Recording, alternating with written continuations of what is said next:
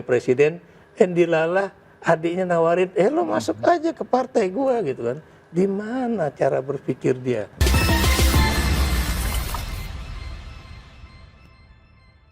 Jadi kalau menurut Prof Ikrar, kenapa Prof? Kenapa kok beloknya ke Prabowo? Ini ibaratnya kan konvoi bertiga nih, tiba-tiba dua belok kanan itu, Ganjar lurus aja.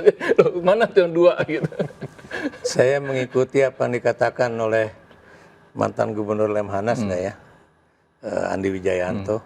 Itu kan dia mengatakan sebetulnya yang berubah itu Pak Jokowi, bukan dia atau bukan Ganjar atau bukan Megawati begitu kan. Dan terus terang ya, ini juga baru pertama kali dalam sejarah politik, bukan cuma sejarah politik Indonesia ya, tapi juga dalam sejarah politik dunia ya, seseorang yang didukung oleh partai dari tingkat bawah sampai menjadi presiden, kemudian dia apa ya, bukan cuma saya tidak mengatakan dia dipecat atau kemudian dia keluar dari PDIP, tapi dia meninggalkan partai yang sudah membesarkan dia. Ya tadi Mas Prabu udah mengatakan ya, kalau kemudian Obama mendukung Donald Trump itu aneh ya. Dan inilah yang terjadi di Indonesia ya. Maksud saya begini, bagaimana mungkin seorang yang dibesarkan oleh partai kemudian meninggalkan partai, bahkan menjadikan partai pendukung dia itu menjadi lawan politik ya.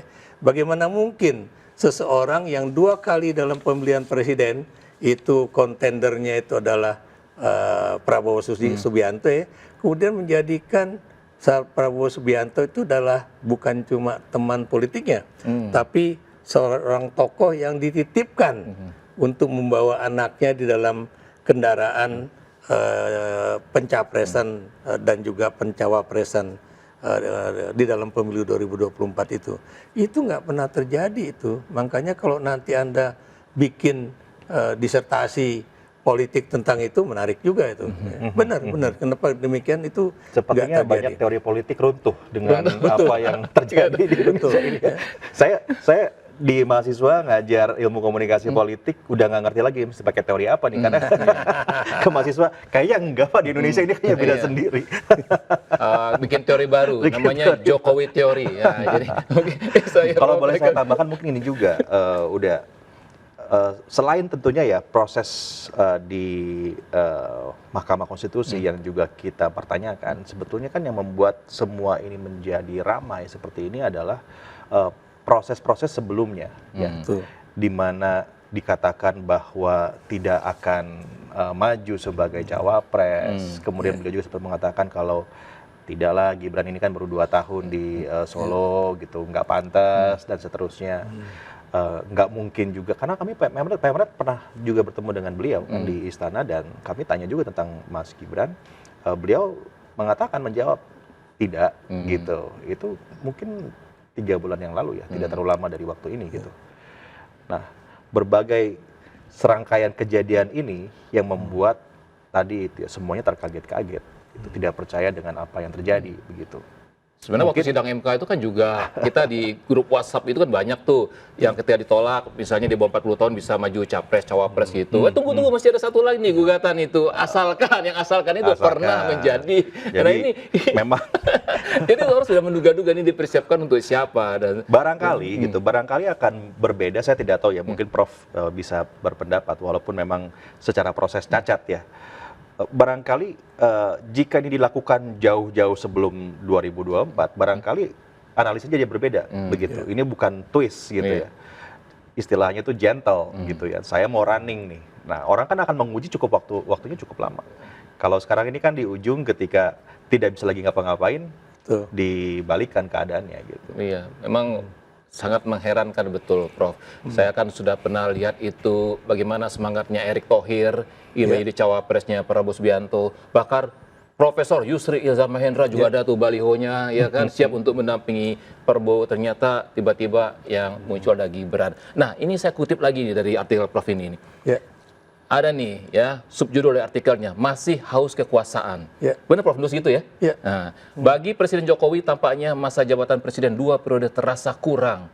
Karena itu orang-orang kepercayaannya berupaya untuk melakukan rekayasa hukum dan politik agar ia bisa 3 periode atau paling tidak dapat tambahan 2 tahun. Nah, terus akhirnya karena 3 periode gagal, perpanjangan periode juga gagal, akhirnya memasukkan anak sebagai cawapres itu. Ya, jadi begini ya, itu kan saya waktu itu masih jadi dubes di Tunisia ya, mendengar ada gerakan-gerakan untuk 3 periode itu ya, saya bilang nggak bisa. Itu ya, kenapa itu dibatasi 2 periode? Karena itu kan di dalam era Orde Baru ya, itu Pak Harto selalu menjadi presiden diangkat oleh MPR dan tidak pernah ada kontendernya loh, nggak ada, cuma calonnya itu tunggal. Gitu kan. Nah itu yang kemudian kita nggak mau ini terjadi ya, makanya dibatasilah seperti Presiden Amerika Serikat itu hanya 2 kali masa jabatan atau 2 periode. Dan kemudian masuklah gagasan, walaupun saya juga nggak tahu apakah itu gagasan dari beliau sendiri ataukah gagasan dari pembantunya ya, khususnya Pak Luhut Binsar Panjaitan ya, yang kemudian berbusa-busa ngomongin soal itu, ngomongin soal big data ya. Ya, itu buat saya tidak bisa karena itu melanggar konstitusi. Dan kalaupun itu kemudian diajukan ke MPR melalui amandemen konstitusi, orang juga mempertanyakan, masa kita membuat sebuah amandemen konstitusi hanya untuk kemudian seperti MK ini membuatkan jalan bagi Presiden Jokowi untuk 3 periode. Dan begitu yang ini gugur ya, kemudian ya udahlah kasih kesempatan lah paling nggak 2 tahun karena kan ada masa COVID gitu kan. Buat saya juga nggak bisa. Kenapa? Tuh di era COVID itu Pak Jokowi itu sudah membuktikan bahwa dia mampu menjalankan pemerintahnya dengan baik dan mampu mengatasi COVID-19 itu dengan sangat signifikan ya. Dan itu kan juga itu diakui oleh berbagai negara ya, bahwa Indonesia sukses menangani masalah tersebut gitu kan. Nah kemudian apalagi gitu kan, kalau misalnya beliau masih bermimpi bahwa dia masih punya hutang janji atau hutang proyek apa istilahnya itu, proyek strategis nasional ya, seperti IKN dan sebagainya, ya itu kan tidak harus selesai pada era Pak Jokowi ya, itu bisa saja berlanjut dengan era-era seterusnya. Dan kalau itu berlanjut pada era seterusnya, tidak perlu itu ditangani oleh anaknya, gitu kan? Karena kan tadi saya katakan anaknya ini problematik ya, usianya belum memenuhi syarat, kemudian kapasitasnya juga belum memenuhi syarat. Ya itu yang makanya saya bilang masa kemudian kita nggak bisa memberikan kepada orang lain, gitu kan? Ya kalau Mas Gun kan bilang kenapa nggak wakil gubernur Jawa Timur aja ya, si Emil Dardak itu yang memang punya kapasitas intelektual ya, ya nggak? Ya. Kemudian dia juga punya kapasitas pengalaman ya di dalam berpemerintahan gitu kan. Walaupun mungkin Mbak Mega nggak setuju ya karena beliau kan dulu kan pernah di PDIP kemudian pindah ke partai lain dan sebagainya. Tapi menurut saya itu kan masih banyak calon lain ya. Saya beri contoh misalnya kayak waktu itu kan diributkan ada Erick Thohir, ada Sandiaga Uno, ada juga tokoh-tokoh yang dalam tanda petik masih juga usia muda untuk bisa menjalankan ini gitu kan. Dan itu proyek IKN juga tidak bisa harus selesai dalam 1-2 tahun atau 1-5 tahun ya, seperti membangun itu Loro Jonggrang ketika membangun apa istilahnya nih? Candi. Jadi itu yang harus kita ingat. Kenapa demikian? Karena biar bagaimanapun kabinet harus memperhitungkan berapa biaya yang harus dikeluarkan untuk IKN itu ya. Dan jangan sampai ini kemudian menghabisi uang yang juga harus digunakan untuk pembangunan Indonesia ke depan. Kayak sekarang nih, Bung Iwel. Nah lihat, Bank Indonesia itu berupaya untuk menaikkan nilai tukar rupiah terhadap dolar ya, yang tadinya 15.900 sekian atau paling rendah 15.800 sekian, kemudian tiba-tiba menjadi 15.500 sekian. Ya, dan Anda tahu kan bisnis Indonesia langsung bertanya berapa? Ya, lagi-lagi berapa devisa negara yang dikeluarkan untuk menstabilkan nilai rupiah itu? Kalau itu terlalu besar kan apakah ini memang memenuhi syarat untuk perbaikan ekonomi Indonesia atau tidak ya. Termasuk juga misalnya ya, berapa yang presiden akan gunakan melalui anggaran APBN yang nanti bisa diinterpretasikan sebagai bagian dari food, ya bukan food tapi food buying, ya, food buying politics, ya, atau yang disebut money politics itu. Apa yang saya maksud itu, misalnya berapa juta ton beras diimpor dari Cina dan berbagai negara, kemudian berapa uang rupiah yang dikeluarkan, nilainya gede loh, jangan anda itu bilang biasa aja, dan ini kemudian dibagikan kepada masyarakat, ya, termasuk juga melalui BLT. Kalau buat saya itu seperti di Amerika Serikat, ya, awal dari apa namanya politik uang itu adalah pork barrel politics itu, ya. Jadi dulu orang-orang di sana kan dikasih kantong berisi daging babi, nih buat kamu supaya kamu jangan stunting gitu kan. Dan kemudian itulah yang kemudian awal dari yang disebut dengan money politics itu. Dan kalau ini terjadi, itu tadi berapa biaya negara untuk itu. Nah, itu. Iya, Kang Prabu, sebenarnya kalau peduli ya, saya begini sama juga dengan Kang Prabu adalah kita ini kan berminat di politik, ya. Nah, betul ini nyalek juga nih ya. Oh, iya. Nyalek. Kalau saya betulan lebih senang punya teman caleg aja. Ya, maksudnya kita kan punya anak muda nih, Prof, banyak menyenangi politik, ya, berproses di politik. Itu sebenarnya kepedulian kita. Jadi kritik lakukan terhadap Gibran itu tidak ada rasa kebencian dan sebagainya, tapi lebih kepada pendidikan politik, ya, pencerahan politik kepada anak muda nih, berproseslah di politik. Kayak Prabu berproses, saya kenal dari awal jadi penyiar televisi, berproses terus sampai akhir posisi sekarang dan sebagainya ini. Nah, gimana tuh kalau dari Ganjar Mahfud sendiri untuk menyikapi masalah ini agar anak muda ini juga akhirnya nanti itu jangan sampai golput, ya, jangan sampai mereka itu tidak memiliki partisipasi politiknya rendah, ya, dilakukan apa nih dengan situasi politik yang sekarang ini? Ya, kami sih punya harapan yang luar biasa untuk anak-anak muda, ya, Gen Z, Gen Y, bahwa akan ada saatnya di mana teman-teman ini tentu akan menggunakan hak politiknya secara sadar, secara waras, begitu ya. Bahwa dalam berbagai survei disebutkan anak-anak Gen Z ini lebih suka gimmick dan macam-macam. Saya kok masih percaya kalau pada saatnya mereka juga akan memilih yang terbaik untuk mereka sendiri, karena kan mereka akan hidup dipimpin oleh pemimpin yang mereka pilih ke depan. Saya sempat buat polling di Twitter asal-asalan begitu ya, dari akun saya sendiri. Apa iya Gen Z itu hanya peduli sama gimmick? Ya jawabannya 80% enggak. Jadi mudah-mudahan itu terjadi. Jadi kalaupun sekarang memang populer di TikTok atau di beberapa platform sosial media yang lain, itu memang hanya sebagai sebuah keriuhan aja. Sebagai sebuah budaya populis ya, yang memang lagi rame. Tapi harapannya begitu nanti masuk ke bilik suara, mereka akan memilih sesuai dengan nurani yang mereka miliki.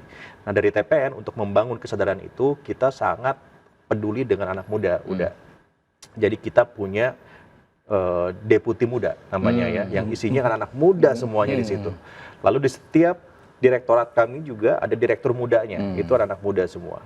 Jadi bukan hanya etalase, ya, kalau beberapa mungkin kandidat lain itu lebih kepada etalase saja, ya, ditaruh di belakang ketika lagi ada di panggung. Kalau kami enggak gitu.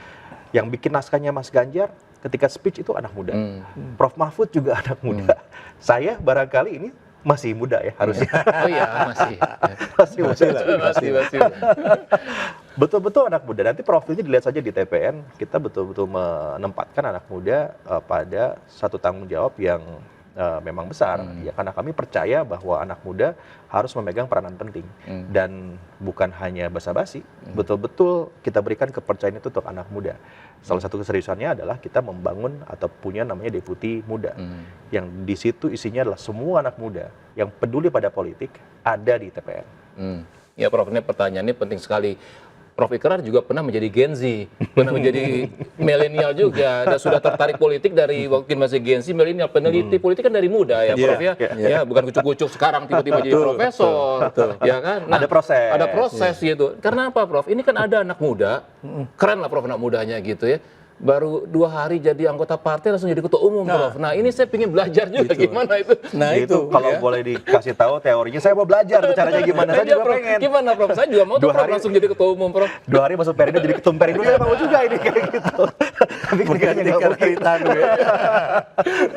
Jadi begini ya, saya termasuk orang yang mendorong kalau anak muda mau berpolitik itu belajarlah dari bawah ya. Biasanya itu menjadi kacung dulu ya. Kacung bukan dalam artian negatif ya. Tadi Anda mengatakan bahwa banyak anak muda mempersiapkan pidato ya. Itu kalau waktu saya kuliah di Griffith University di Australia, itu kita punya ruangan yang namanya The Hub ya, tempat ngumpul. Dan di hari-hari tertentu itu dipakai nih.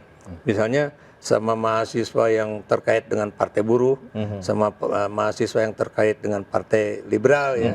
Mereka itu kemudian pidato di situ menarik mahasiswa untuk ikut bergabung ya.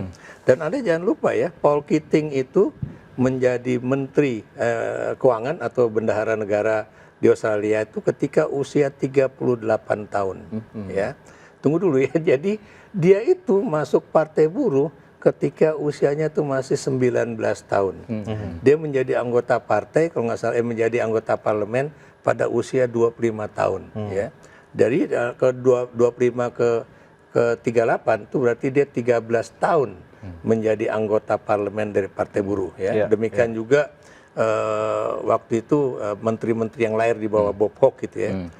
Dan jadi Anda lihat ya betapa dia meniti jalan dari bawah. Obama sebelum dia jadi presiden Amerika Serikat, dia menjadi itu yang tadi saya katakan ya, anggota dari calon presiden wakil dari Partai Demokrat sebelumnya. Yang dia bilang misalnya saya jadi pokoknya mempersiapkan ini, mempersiapkan itu, yang tadi saya kasih gunakan istilah kacung politik dulu lah.